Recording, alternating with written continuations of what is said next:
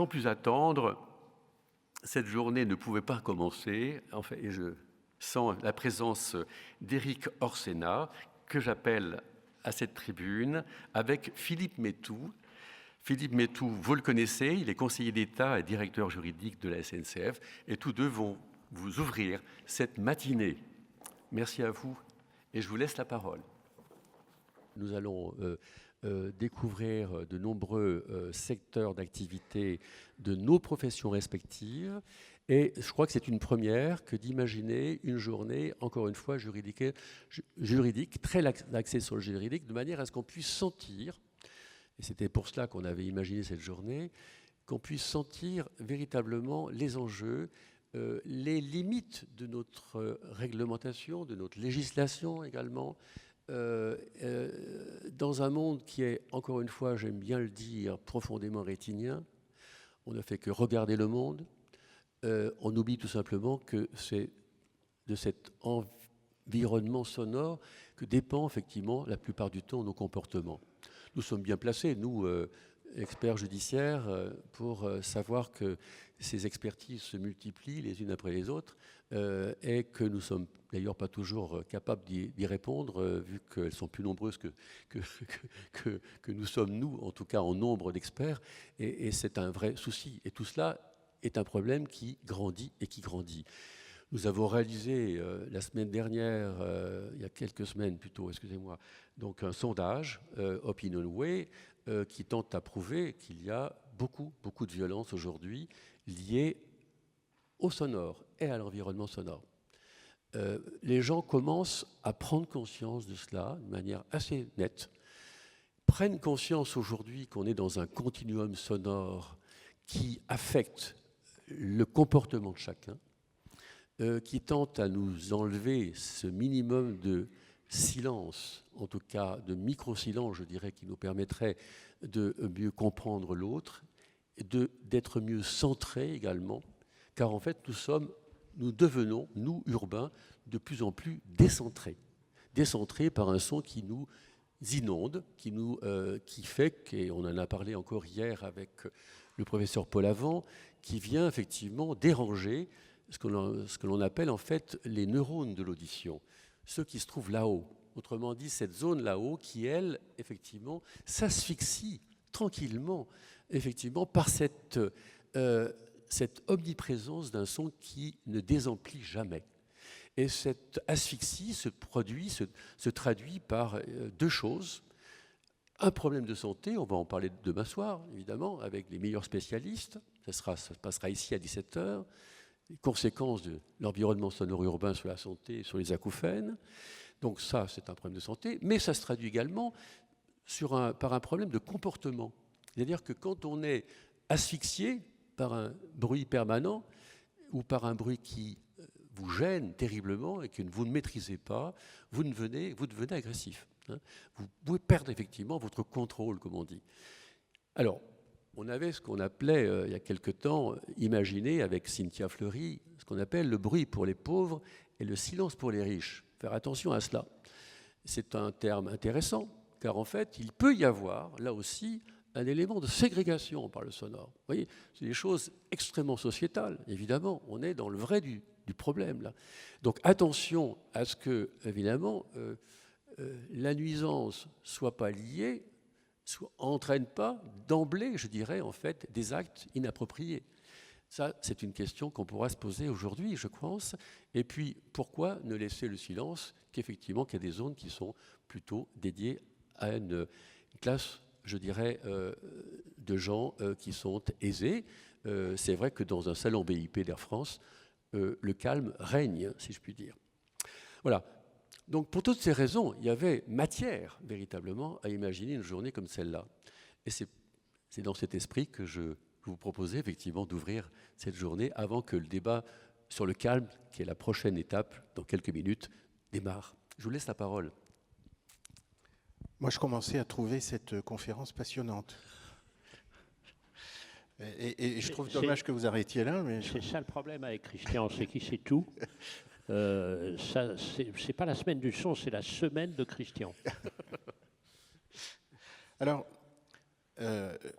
Bonjour à toutes et à tous. Je suis toujours un peu impressionné quand je prends la parole dans une salle et que j'ai été présenté comme représentant de la SNCF. Parce qu'il y a toujours quelqu'un dans la salle qui a quelque chose à redire contre cette entreprise nationale. Et alors particulièrement aujourd'hui, puisque, comme vous le savez, il y a à peu près 66%, je crois, mais je parle sous votre contrôle, Christian, 66% du bruit qui provient du bruit des transports. Et dans ce bruit des transports, il y en a un peu plus de 7% qui est dû au trafic des trains. Alors même si nous ne sommes plus les seuls à faire rouler des trains en France depuis 2020, je me dis qu'il peut y avoir là aussi matière à quelques propos récursoires à mon encontre à la pause. Votre présentation a été très intéressante, Christian, parce que je me suis dit, et on en parlait hier soir avec Éric Orsena, je me suis dit qu'il y avait une sorte de paradoxe français sur le bruit. Pourquoi est-ce que le bruit a tant de mal, peine tant, à être reconnu comme une nuisance? Alors, je me suis dit que d'abord, le bruit, l'homme aimait le bruit. Depuis l'origine, l'homme aime faire du bruit. On a retrouvé, vous le savez, dans des fouilles archéologiques, des os taillés en forme de flûte. Et donc, déjà, l'homme préhistorique aimait faire un peu de bruit, alors qui était de la musique. Je ne sais pas si ça s'apparentait beaucoup à de la musique. Le bruit, c'est la fête. Le bruit, c'est la vie, d'une certaine façon. Reprenons Clément Jeannequin avec ses bruits de Paris, sa chanson qui est Les bruits de Paris, où on entend les gens s'interpeller pour vendre leur nourriture. Bon, tout ça, c'est la vie, le bruit. Et puis, parallèlement, on déteste le bruit qui nous agresse, on le déteste, et on voit bien cette évolution quand même de plus en plus fréquente dans notre société, où on est de plus en plus intolérant au bruit, et comme vous le disiez, on ressent, même si ça n'est pas très réfléchi, on ressent cette agression, et on veut lutter contre cette agression. Et en fait, la conclusion à laquelle je suis arrivé, et je crois qu'Éric était d'accord avec moi, c'est que le bruit que l'on recherche, on l'accepte. On peut aller dans un concert de rock d'ACDC sans bouchon d'oreille et passer 3 heures à entendre des sons qui sont extrêmement perturbants. Et puis si on est le riverain du Stade de France où le bruit arrive, où là le bruit est subi, eh bien, on ne l'acceptera pas. Et donc, il me semble que cette ambivalence du bruit, à la fois le bruit qui peut être admis et le bruit qui peut être subi, font que le bruit n'est pas, en tant que tel, reconnu comme une pollution, alors qu'il en est une. On a longtemps parlé de nuisance sonore et pas de pollution sonore. Or, maintenant, on commence à en parler et on commence à prendre cette chose en compte. Et par rapport à toutes les autres pollutions auxquelles on a affaire, on peut se dire, je crois, qu'on a devant nous un mur qu'il faut escalader pour arriver à convaincre tout le monde que le bruit est en effet une forme de pollution. Voilà. Vous êtes... Oui, Éric, vous voulez rebondir là-dessus? Magnifique. Non, je voulais dire que moi, ça me passionne vraiment. Merci, Christian, de m'avoir embarqué dans cette histoire, parce que ça retrouve une grande partie de mon expérience diverse. Après avoir travaillé donc, comme économiste dans les matières premières, je me suis retrouvé au Conseil d'État. Bien. À un moment donné absolument clé, qui était une expérience qui est exactement notre sujet, qui s'appelle l'extension du domaine du droit. Parce que quand je suis arrivé au Conseil, c'est-à-dire en 86, c'était le moment où le droit de l'environnement prenait toute sa dimension, premièrement. Et donc passionnant, parce que je disais, qu'est-ce que ça veut dire, ça c'est quoi, etc., etc., etc. Donc l'environnement, toutes sortes. Et il y avait aussi un autre élément qui arrivait en même temps, si on peut dire, parce que en même temps ne marche pas en politique, comme on sait, mais ça peut marcher intellectuellement, c'est le droit européen. Et la primauté, on peut dire, du droit européen sur le droit national. Donc c'était l'intervention d'un nouveau domaine. Et troisièmement, ce que je vis en ce moment, en tant qu'amoureux des fleuves et des rivières, c'est-à-dire la question posée de savoir si on va donner la personnalité juridique à des éléments de la nature. Donc on est exactement dans la même condition, et moi j'apporterais une expertise supposée, enfin en tout cas une expérience, sur cette question de l'extension du droit, avec la question posée de la maladie de la multiplication des normes. Et on a eu une réunion en décembre dernier au Conseil sur cette question des normes. Et on voit à quel point les normes sont... trop de normes tue la norme. Donc comment est-ce qu'on fait? Première ligne de réflexion. Deuxième ligne de réflexion, je suis passionné par les villes, parce que j'ai loupé ma vie, j'aurais tant voulu être architecte et urbaniste, parce que je pense que c'est là que se joue la société, c'est quand même 2/3 des êtres humains. Et comment vivre ensemble? Comment vivre ensemble avec le bruit? Le bruit de qui? Comme vous avez très bien dit, le bruit subi et le bruit choisi.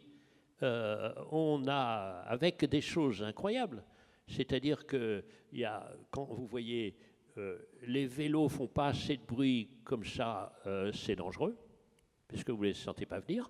Et puis ces saloperies de moto vroom vroom comme ça, c'est insupportable et ça déchire les oreilles. Donc comment est-ce qu'on fait avec toutes ces questions du vivre ensemble? Donc vivre ensemble, c'est vivre ensemble avec le bruit, quel bruit, celui des autres, etc. Plus les immeubles, les vieux immeubles. Parce qu'il y a cette question-là.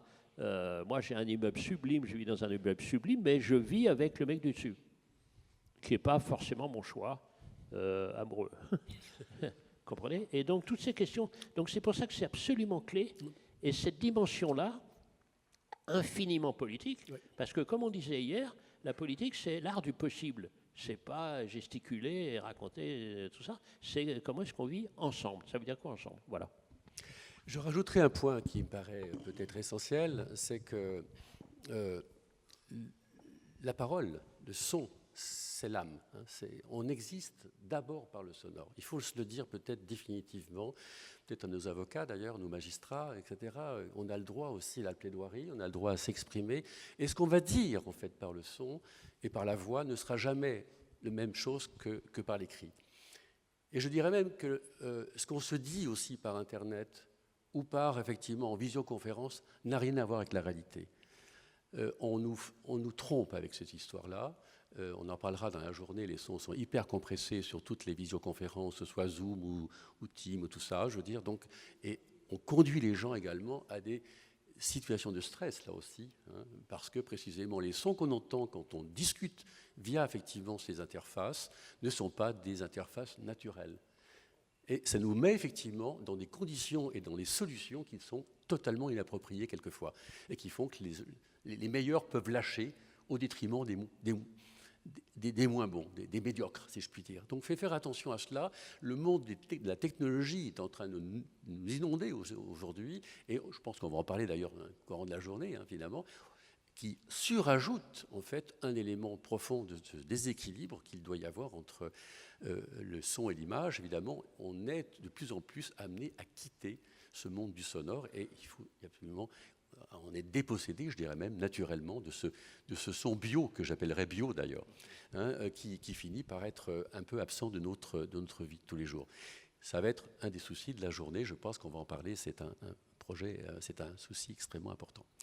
Voilà, est-ce qu'un mot pour conclure, et puis on va enchaîner, mais je vous laisse... Non, juste sur la norme, pour rebondir sur ce que disait Eric Orsena, on se désespère tous, les juristes, de cette multiplication de normes. Mais je crois néanmoins que dans ce domaine, il faut qu'on passe par la norme, pas seulement. Hein. On a vu d'ailleurs que le Conseil d'État notre chère institution du Conseil d'État avait reconnu le droit à vivre dans un environnement sain comme un droit fondamental avant la charte européenne de 2024. Donc il faut passer par là, mais ce n'est pas que la solution, c'est aussi une vraie prise de conscience. Ce qui m'avait frappé hier, notamment dans cette soirée particulièrement riche, c'était l'harmonie, c'est pas le silence.